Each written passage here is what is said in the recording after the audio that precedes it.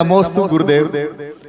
इस चतुर्मास के काल में जिस आदमी ने संपूर्ण समर्पण और समन्वय से इस 3 महीने में हम सबको यहाँ तक पहुँचाया, एक बार मैं जीतू जी के लिए सारे सदन से आग्रह करूंगा कि तालियां बजाकर उनका स्वागत करें, अभिनंदन करें। निश्चित रूप से यदि ये शख्स हमारे बीच में नहीं होता तो शायद हम इस रूप में इस चतुर्मास को नहीं ले जा सकते थे, और भविष्य में भी इनका सहयोग, इनका समर्पण और इनकी आराधना हम सबको देखने को मिलेगी। इसलिए मैं नम्रीभूत हूँ इनके प्रति, और हम सब इनका आह्वान करते हैं, इनका स्वागत करते हैं।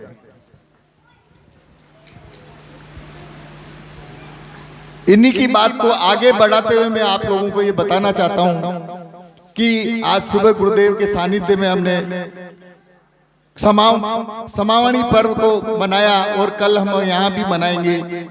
ये सब जो समस्याएं अगर छोटी मोटी कोई नजर आती है, ये सब वाणी संयम अगर हम हमारे जीवन में अपना लेवें तो ये सब चीज हमसे दूर हो सकती है। जो मुख्य समस्या है वो वाणी पर अगर हम सोच करके बोलें, क्योंकि प्रतिक्रिया बहुत कठोर और कठिन होती है, इसलिए वाणी पर संयम रखने में उसी संबंध में कुछ चंद लाइनें मैं आप लोगों को बताना चाहता हूं। वाणी वीणा की झंकार है, वाणी जीवन का दर्पण है। वाणी वीणा की झंकार है, वाणी जीवन का दर्पण है। वाणी संस्कारों और परंपराओं का आधार है। वाणी ममता वात्सल्य अपनत्व एकत्व का सार है। वाणी ममता वात्सल्य अपनत्व एकत्व का सार है। वाणी जीवन का मिठास है, व्यक्तित्व का विकास है। हित मित प्रिय वचन अनमोल है। वाणी संयम का प्रकाश है। भाव भंगिमा खाली बोलना ही नहीं महत्वपूर्ण है, भाव भंगिमा, शब्दों का चयन, स्वर का आरोह अवरोह। मैं कितना तेज बोलता हूँ, किस तरीके से बोलता हूँ। स्वर का आरोह अवरोह, वह पद की गरिमा वाणी के मूलाचार है। मजाक, अपशब्द, हास्य है जोखिम भरा, व्यक्ति की गरिमा पर प्रहार है। तीर कमान से छूटे ऐसे जीवन भर का पश्चाताप है। कर्कशता व रूखापन, परकर्षण पर निंदा की मार है। समझने व समझाने के इस द्वंद्व में वाणी संयम शीतलोपचार है। मधुर मीठी किंतु सत्यवाणी जीवन में लक्ष्य प्राप्ति का औजार है। बनावट, खोखलापन, कुतर्क, अवमानना, नकारात्मकता एवं टकराव वाणी प्रदूषण का प्रसार है। वाणी वर्णनकारी, अर्थ संधारी, रस प्रसारी, मंगलकारी।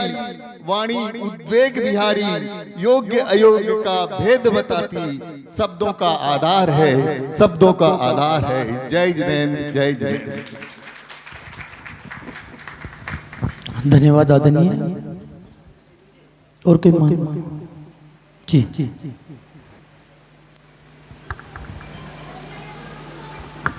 बाबूजी रामविलास जी भी अपनी बात रख रहे हैं संक्षिप्त में। नमोस्तु गुरु, नमोस्तु। आप ब्रह्मांड के सूरज हैं, इनकी छत्रछाया में अपन सब पल रहे हैं। और साधु संतो एक नदी की तरह है जो कभी कहा और कभी कहा। आप 3 महीने तक आपने समाज, प्रताप नगर के समाज को और जयपुर के अन्य जो उनको आपने बहुत कुछ सिखाया है, और आपकी शांत मुद्रा देख करके हम अपने आप सीख गए। लेकिन गुरुवर से मेरा निवेदन है कि आप कुछ ऐसी छोटी छोटी टिप्स दे जाएं ताकि इनका धर्म और हमारा समाज का धर्म और जो हमारा ये सामाजिक जो हमारा है वह, और कुछ ऐसी चीजें आप उनको दे जाएं ताकि हम आपके प्रति बहुत कृतज्ञ रहें। धन्यवाद। एक चीज और कहना चाहूँगा, पश्चाताप की बात तो ये भी है कि अच्छे से हम पूजा भी नहीं कर पाए गुरुवर की। भक्ति भाव के साथ में 3 महीने में ऐसा दीक्षा दी, उसमें भी मिला था, लेकिन वो भी हम किसी न किसी तरीके से समय के पाबंदी में बंधे रहे। मेरा एक ही निवेदन है आप सभी से, सुबह प्रातःकाल के शुभ बेला में हम सभी भक्तिभाव के साथ में, मेरा मन है कि आप सब लोग सुबह जरूर पधारें। एक बार अच्छे से दिल से भाव से भक्ति भाव के साथ हम सभी मिलकर हमारे पूज्य गुरु की पूजा करेंगे। अगर आप आएंगे तो अच्छा लगेगा। मैं निवेदन करना चाहूँगा आपसे, करबद्ध निवेदन, कल सुबह जल्दी उठ जाइए आप और 5:15 बजे आप यहाँ आ जाए, 5:15 बजे आ जाओ सभी। अरे इतनी संख्या में तो बाहर के लोग आके पूजा कर गए यहाँ पर। आप भले मानो या नहीं मानो, ये कटु सत्य कह रहा हूँ आप लोग। बाहर के लोग इतनी संख्या में आके पूजा कर गए गुरुदेव आचार्य श्री की, तो कम से कम कल है ना, मैं आप सबसे करबद्ध निवेदन करता हूँ ये पूरा का पूरा भर जाए और जाते जाते गुरुदेव के श्री चरणों के हम कहीं न कहीं पूजा कर ले, इनकी आराधना कर ले। आप जैसा उचित समझे, मैं ढोलक और ऑर्गन की व्यवस्था करूंगा, एक ही पूजा करेंगे गुरुदेव की, और सीधे सीधे 2-4 भजनों के साथ में भक्ति भाव के साथ में हम सब करेंगे। मेरी ये इच्छा है, आप लोग करना चाहे ठीक है, बाकी मैं तो सुबह आता ही हूँ, कर आएंगे, बाकी अगर आप लोग आएंगे तो बहुत आनंद आएगा। हाँ 5:15 बजे चलिए। आप जो भी अगर कोई आपकी बात रखना चाहें, जिज्ञासावश जिज्ञासा स्वरूप आइए, शीघ्रता के साथ आ जाएं। और आज गुरु से निवेदन और करेंगे कि महाराज साहब आप थोड़ा 10 मिनट और हमको दें। आज पता नहीं क्यों व्याकुल हो रहा मन, थोड़ा सा आप जल्दबाजी ना करें। निवेदन है आपसे, करबद्ध निवेदन।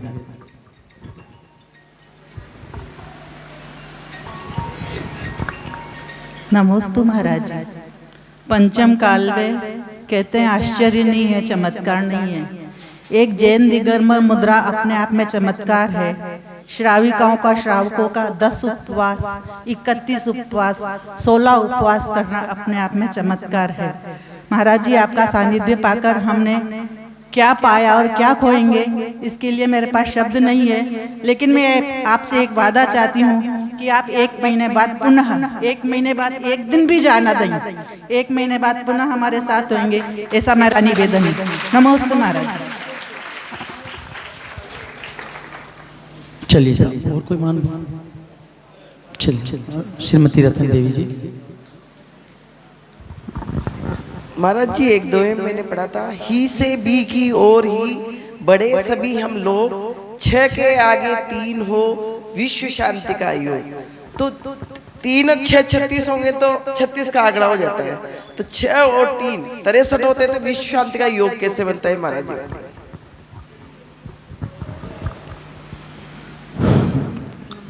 चलिए सभी विनय पूर्वक निवेदन करेंगे।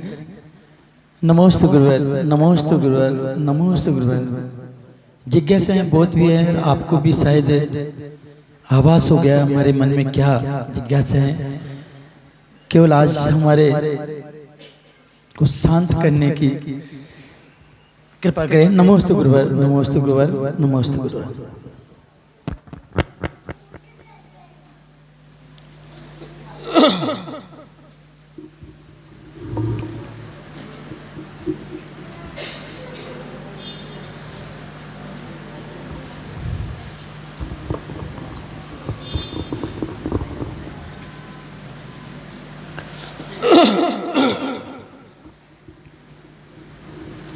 अभी तो मैं दूसरा मोहल्ला घूमने जा रहा हूँ, न कि गांव छोड़ के बिहार कर रहा हूँ। ये तो फालतू में आप लोग याद दिला रहे कि महाराज जा रहे, परमानेंट विदाई समारोह मना रहे हो आज तो। ये कोई और क्या, सारे लक्षण तो वही दिख रहे थे अभी हैं?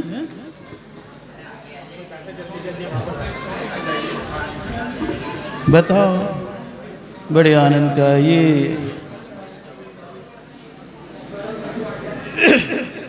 ये तो कह नहीं रहे थे कि हम अपने मोहल्ले में आराम से रोज खाते थे, अब दूसरे मोहल्ले जाके आराम से पकवान खाएंगे, तो वो तो कहा नहीं।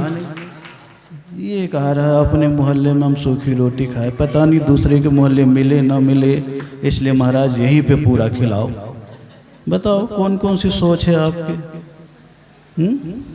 इसलिए ही और भी यही है, 36 और 63 36 का मतलब है एक दूसरे की पीठ देना, और 63 का मतलब है एक दूसरे के सम्मुख हो जाना। जहाँ एक दूसरे के सम्मुख है उसका नाम भी, हम ही टेंशन, हम भी अटेंशन। यही महावीर का सिद्धांत है। महावीर का सिद्धांत कौन सा है? ही और भी का। महावीर का सिद्धांत कौन सा है? ही और भी का है। किसका है? ही और भी का है। ट्रेन में जाओ और करोड़ों की ट्रेन है और 100 रुपए का टिकट आपने लिया और रुमाल बिछा दिया और कहो मैं ही बैठूंगा, तो वो भी तुम्हारी पत्नी के सिर पर रुमाल रख देगा, ये मेरी ही है, तो क्या होगा? रुमाल रखने से तुम्हारे बाप की ट्रेन नहीं हो जाएगी? नहीं हो जाएगी क्या? है? हो जाएगी? नहीं होगी ना। लेकिन हमारी मान्यता है रुमाल रख के हम ही बैठेंगे। नहीं, बैठो थोड़ा सा और फिर कह दो आप भी बैठिए, मैं भी बैठूंगा, और दोनों भी बैठ जाएंगे, तो फिर अभी सब कुछ हो जाएगा, फिर कभी की बात कुछ नहीं है। इसलिए महावीर का कौन सा है? ही और भी, 36 और 63। इसलिए अपन कहते 36 का आंकड़ा। कौन सा आंकड़ा? और मेरा आंकड़ा तो 36 का ही है। मेरा आंकड़ा कौन सा है? 36 मूल गुण। कौन सा है? कौन सा है? 36 मूल गुण है। कौन सा है? 36। श्रावक अलग और साधु अलग, और जब दोनों मिल गए तो 63 का आंकड़ा अपने आप ही हो गया, और कुछ थोड़ी नहीं। 63 कैसे लिखते हैं? हिंदी में लिखो, अंग्रेजी में नहीं। अंग्रेजी में तो 6 को उल्टा कर दोगे तो 9 बन जाएगा। क्या कर दोगे तो ये उदाहरण है। उदाहरण तो कहीं से भी ढूंढ लिए जाते हैं। क्या ढूंढ लिए जाते हैं? उदाहरण तो कहीं से भी ढूंढ लिए जाते हैं। ये तो कहने में आ जाता है काय को 36 बहाने बना रहे। अब 36 शब्द जुड़ गया। क्या जुड़ गया? काय को 3-5 कर रहे, काय को 3-5 कर रहे। 2 लगाऊंगा, बोले एक में संतुष्टि नहीं है तो क्या बोलता है? 2 लगाऊंगा। तो ये शब्द तो आप लोग चुटकुले सुनते हो ना भाई, हिंदी में तो बहुत गाली सुनाई, अब गणित में सुनाओ। ये सब बच्चे आजकल के ये सब चीज़ों को जानते हैं कि नहीं जानते? तो थोड़े मजे लेते रहते हैं। क्या लेते रहते हैं? तो अपने को थोड़ी क्या लेते रहना चाहिए? मजे लेते रहना चाहिए। अब मैं दूसरे मोहल्ले का मजा लेने जा रहा हूँ, अब देखूंगा वहाँ क्या है, ताकि मोहल्ले का टेस्ट पता लग जाए। क्या पता लग जाए? कहाँ क्या स्थिति है, ये पता लगेगा। इसलिए अपने आराम से 11 घंटे बाद, कितने घंटे बाद? कितने घंटे बाद? 11 घंटे बाद 9-2 कहाँ? 11 घंटे। हाँ, ज़्यादा लेट मत करना पूजा के लिए। ये कहना कि हम सारे लोग दूसरे मोहल्ले में पूजा करने आएंगे, क्या करना? तब तो मजा आएगा। ये तो ऐसी हो गया, बोले जाते जाते तिलक कर दो। ये कोई बात हुई क्या? पता नहीं कौन सी सोच है आपकी, इधर की सोच कौन सी मुझे पता नहीं। हम दूसरे हिसाब के हैं, बिल्कुल दूसरे हिसाब के हैं। आनंद की पूजा है। अभी बता रहा ना कि बाहर के लोग इतने यहाँ आकर के पूजा करके चले गए हैं। और क्या ऐसे करके बिल्कुल अपनी अपनी थाली ला करके, अपनी अपनी सामग्री ला करके, ऐसा नहीं उधार का भी देखा होगा आपने। तो ये सब चीजें सब स्वाभाविक होती है। कौन सी होती है? स्वाभाविक होती है, आनंददायी होती है, और मन की होती है। किसकी होती है? मन की होती है, मन से होती है। किसकी होती है? मन की होती है और मन से होती है। जो लोग सवेरे 5:30 बजे आते हैं उनको पता होगा कि कब कौन आता और यहाँ पर करके रहेंगे और रुकेंगे कहीं भी, लेकिन बोले सबसे पहले कहाँ चलो, महाराज के पास। पूरी पूजा करेंगे, फिर 9, 2, 11 होकर के वहीं चले जाएंगे, फिर वहाँ अभिषेक पूजा करके फिर बोलेंगे आहार में या प्रवचन में चले चलो। देखा है कि नहीं आप लोगों ने? तो ये सब भीतर का आनंद होता है। क्या होता है? ये भीतर का आनंद होता है, भीतर का समर्पण होता है। क्या होता है? ये सब भीतर का समर्पण होता है। तो आनंद के साथ अपना जो चल रहा वही चलेगा, उसके उपरांत फिर चलेगा। क्या होगा? फिर चलेगा। कल तो 7 ही किलोमीटर ना, 7 बज गए। उसके उपरांत फिर रामलीला। कौन सी लीला होगी उसके बाद मुझे पता नहीं, उसके बाद का अभी तक पता नहीं है, उसके बाद पता चलेगा। आइए आनंद के साथ हाथ जोड़ें और आनंद हो लहराता